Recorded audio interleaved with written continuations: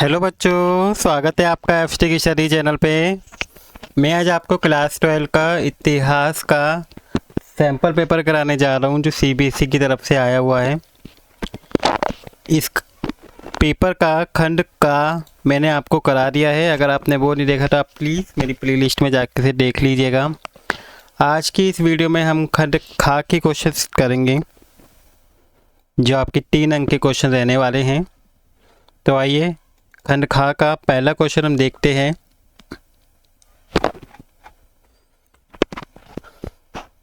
खंड खा में क्वेश्चन नंबर 22वां आपका है कि पुरातात्विक विवरण 17 की केंद्र के अस्तित्व के विषय में कोई त्वरित उत्तर नहीं देते हैं। हड़प्पा के संदर्भ में इस कथन को सिद्ध करने के लिए उपयुक्त उदाहरण दीजिए। तो आइए इसका आंसर देखते हैं।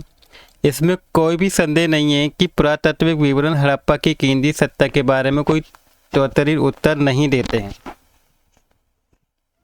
केंद्रीय सत्ता के बारे में कई विचार दिए भी गए हैं, जिसमें से कुछ निम्नलिखित हैं। जो फर्स्ट दिया है कि मोहनजोदड़ो में एक बहुत बड़ी इमारत मिली है, परंतु इससे संबंध कोई भव्य वस्तु नहीं मिली। इससे संबंधित मोहनजोदड़ो के स्थल पर एक पत्थर की मूर्ति मिली जिससे पुजारी राजा की संज्ञा दी गई है, लेकिन अभी तक हड़प्पा सभ्यता के लोगों को अनुष्ठान प्रथाओं को समझा नहीं जा पाया। उनके अनुष्ठान प्रथा किस तरीके थी, ये जानने के लिए कोई स्पष्ट प्रमाण ही नहीं मिले कि अनुष्ठान करने वालों के पास कुछ राजनीतिक शक्ति भी थी या नहीं थी। इसके बाद इसी की चॉइस में दूसरा क्वेश्चन दिया गया है कि सिद्ध कीजिए कि जो हड़प्पा वासियों की पहुंच विश्व के विभिन्न भागों तक थी। तो बताना है कि अलग अलग भागों तक कैसे थी उनकी पहुंच। तो हड़प्पा वासियों ने निम्नलिखित तरीकों से दुनिया के अन्य भागों के साथ क्या कर रखे थे, व्यापारिक संबंध बना रखे थे।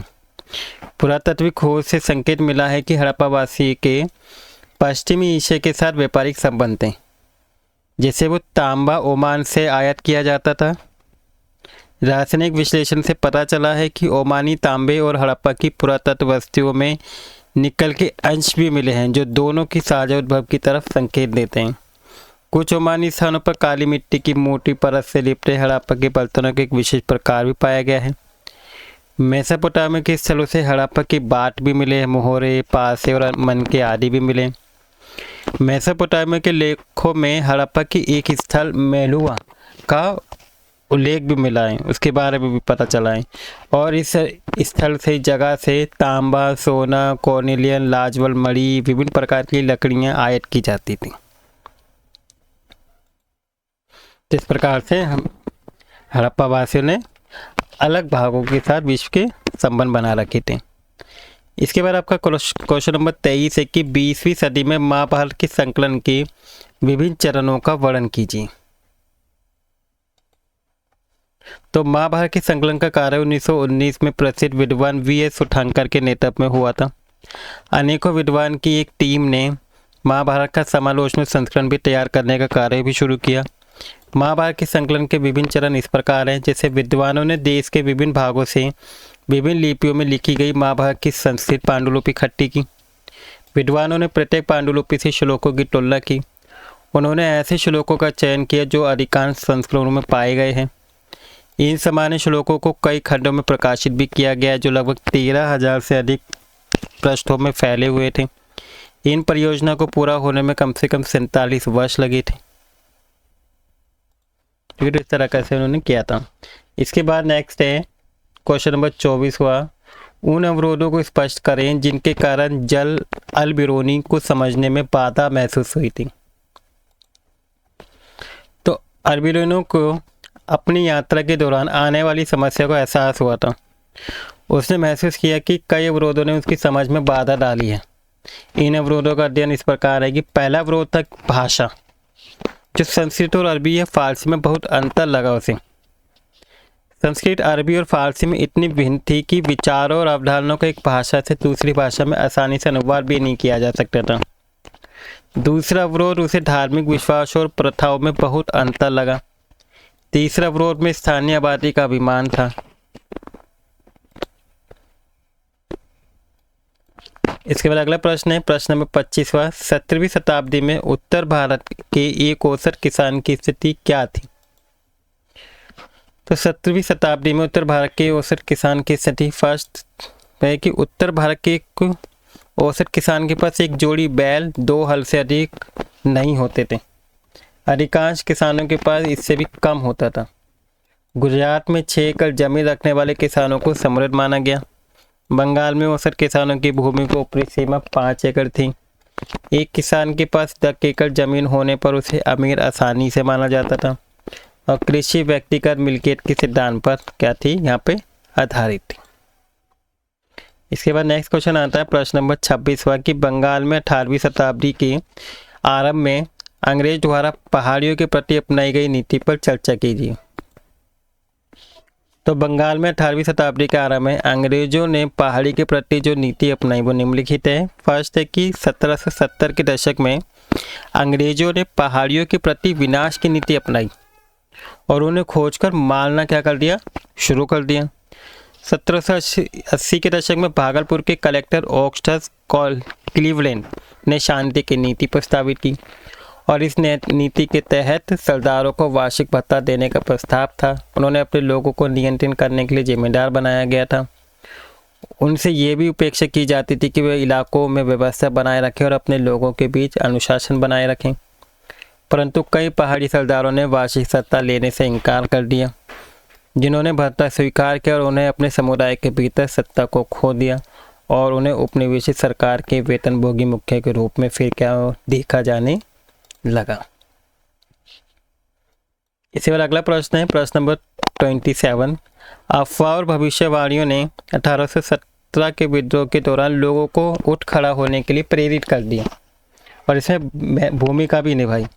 इस कथन के अफवाह और इसके विश्वासों के कारण के साथ जांच कीजिए। 1817 के विद्रोह के दौरान ये स्पष्ट अफवाह की थी कि भारतीय सिपाही को जानबूझकर एनफील्ड राइफलें दी गई और इसकी गोलियों पर गाय और सूअर की चर्बी लगी हुई थी। उन कारतूसों को प्रयोग करने से उनकी जाति और धर्म क्या हो जाएगा, भ्रष्ट हो जाएगा। अंग्रेजों ने सिपाहियों को समझाने की कोशिश की ऐसा नहीं है बल्कि ये अफवाह थी। कई नए कारतूसों में गाय और सूअर की चर्बी लगी हुई थी जो कि उत्तर भारत की सिपाही छावनियों में जंगल की आग की तरह फैल गई अफवाह। और ये एक ऐसी अफवाह थी जिसकी उत्पत्ति का पता लगाया जा सकता था। राइफल इंस्ट्रक्शन डिपो के कमांडेंट कैप्टन राइट ने बताया कि जनवरी 1857 के तीसरे ही सप्ताह में दमदमे शास्त्रागार में काम करने वाले एक नीची जाति के खलसी ने एक ब्राह्मण सिपाही से अपने लोटे से पानी पीने के लिए मांगा। सिपाही ने कहते हुए मना कर दिया था कि नीची जाति के लोगों को छूने से लोटा क्या हो जाएगा, अपवित्र हो जाएगा। खलासी ने कथित तौर पर जवाब दिया कि वैसे भी तुम्हारी जाति भ्रष्ट होने ही वाली है क्योंकि जल्द ही तुम्हें क्या होगा, गाय और सुअर की चर्बी से सने हुए कारतूस चबाने पड़ेंगे, ये उसने बोला। रिपोर्ट की सत्यता की पहचान नहीं की गई लेकिन एक बार यह अफवाह फैल गई तो ब्रिटिश अधिकारियों के किसी भी आश्वासन से इसका प्रसार नहीं रोक पाया और सिपाहियों ने इसका डर क्या कर दिया, फैल गया। ऐसी अफवाह है कि ब्रिटिश सरकार ने हिंदू और मुसलमान की जाति और धर्म को नष्ट करने के लिए साजिश रची हो, ये भी अफवाह थी। और इन आकांक्षाओं ने लोगों को कार्रवाई के लिए प्रेरित किया। कार्रवाई के आह्वान की प्रतिक्रिया को इस भविष्यवाणियों से बल मिला कि 23 जून 1857 को प्लासी की लड़ाई की शताब्दी पर ब्रिटिश शासन का अंत हो जाएगा। तो ये था इसका आंसर। अब इसी की चॉइस में दूसरा क्वेश्चन देखते हैं 27 का बी। अवध में पीढ़ियों की एक श्रृंखला ने राजकुमार, तालुकदार, किसान और सिपाहियों को अंग्रेजों के खिलाफ 1857 के विद्रोह में हाथ मिलाने के लिए जोड़ लिया। 3 कारण देकर इस कथन की क्या करनी है, जांच करनी है। तो आइए इसका आंसर देखते हैं। 18वीं शताब्दी से अवध को कई शिकायतों का सामना करना पड़ा जिसके कारण राजकुमार, तालुकदार, किसान, सिपाहियों ने 1857 के विद्रोह में अंग्रेजों के खिलाफ हाथ मिला लिया। निम्नलिखित ऐसे कारक जो शिकायतों को पैदा करने के लिए जिम्मेदार थे वो थे, पहला, 1801 में अवध पर सहायक गठबंधन लागू किया गया था। जो सहायक संधि थी वो लागू कर दी जिसने नवाब को अपने क्षेत्र पर शक्ति को सीमित कर दिया। उसकी शक्ति को, नवाब की शक्ति को क्या कर दिया गया, उसकी जगह पे सीमित कर दिया गया क्योंकि उसकी सैन्य शक्ति विघटित हो गई थी, खत्म हो गई थी। और ब्रिटिश सैनिकों ने राज्य में स्थिति संभाल ली थी और वे अवध के दरबार से जुड़े ब्रिटिश रेजिडेंट की सलाह के बिना कोई निर्णय नहीं ले सकता था। वे अब विद्रोही सरदार और तालुकदार पर नियंत्रण नहीं कर सकता था। अंग्रेजों की अवध के क्षेत्र को हासिल करने में दिलचस्पी क्या हुई, बढ़ती गई थी, क्योंकि ये उनके लिए आर्थिक और भौगोलिक रूप से काफ़ी महत्वपूर्ण था। इस विल्ले ने क्षेत्र के तालुकदारों को भी बेदखल कर दिया।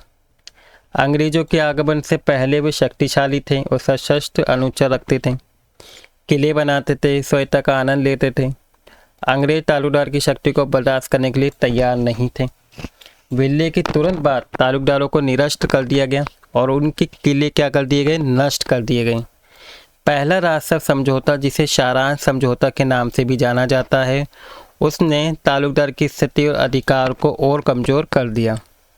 इस समझौते में जहाँ भी संभव था तालुकदार को हटाने की बात कही गई और 18वीं शताब्दी से अवध को कई शिकायतों का सामना भी करना पड़ा, जिसके कारण राजकुमारों, तालुकदारों, किसानों, सिपाहियों ने 1857 के विद्रोह में अंग्रेजों के खिलाफ क्या कर लिया, हाथ मिला लिया। और निम्नलिखित ऐसे कारक थे जो शिकायतों को पैदा करने के लिए जिम्मेदार थे। पहला जो था कि 1801 में अवध पर सहायक गठबंधन लागू किया गया। ठीक है, ये जो है ये वाला दोबारा से आ गया ना, ये यहीं तक है। देखिए दोबारा से लिखा गया ये,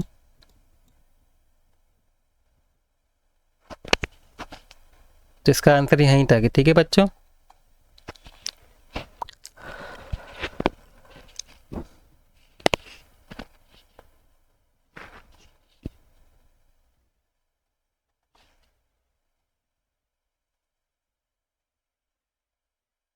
ये वाला जो है ये दोबारा से लिखा हुआ है। आपका आंसर यहाँ तक है। तो ये था इसका आंसर और ये था आपका सेक्शन खा। आई होप सेक्शन खा के जितने भी क्वेश्चंस कराएं आपको सभी के आंसर अच्छे समझ में आ गए होंगे और आपको वीडियो भी अच्छी लगी होगी। अगर आपको वीडियो अच्छी लगी तो बच्चों प्लीज़ वीडियो को लाइक कर दीजिएगा और अगर आप इस चैनल पे नए हैं तो प्लीज़ चैनल को सब्सक्राइब कर दीजिएगा। इससे पहले के जो सेक्शन हैं वो मैंने आपके डाल दिए हैं, अगर आपने वो नहीं देखा था उसे भी देख लीजिएगा। Thank you for watching video.